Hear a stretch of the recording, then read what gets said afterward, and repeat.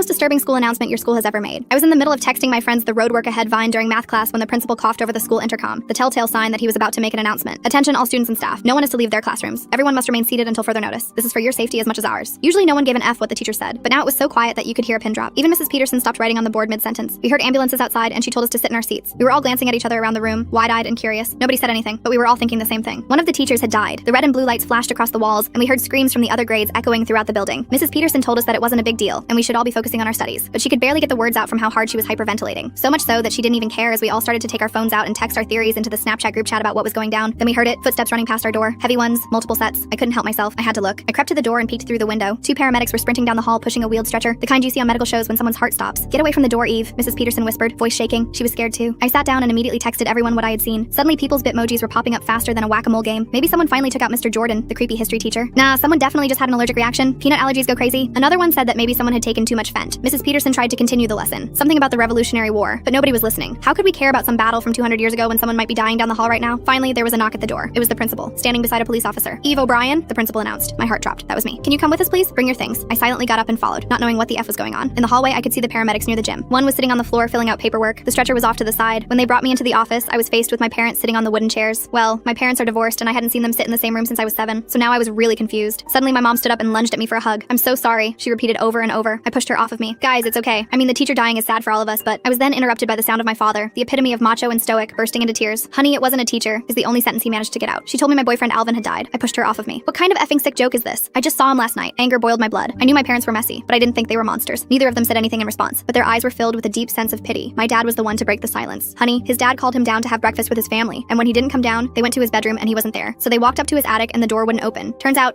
it was stuck on his body. He had committed rope." He then burst into tears again. I grabbed my VP from my pocket, not even caring that the principal was standing right there. I told them they were lying, that I had seen the stretcher and the screams. Turns out they were going to call me into the office on the intercom, but suddenly the janitor fell and broke his hip, so saving him was first priority. I looked back at my mom and saw her entire body trembling like I'd never seen before. I stuffed my mouth with the sleeve of my hoodie and screamed as hard as I could. My knees gave out under me, and the pain felt so grounding that I continued to bang my head against the floor, over and over. My parents picked me up and carried me to the back seat of the car, getting ready to drive me home. And that's when I got the text. It was Alvin. Full story on channel, link below.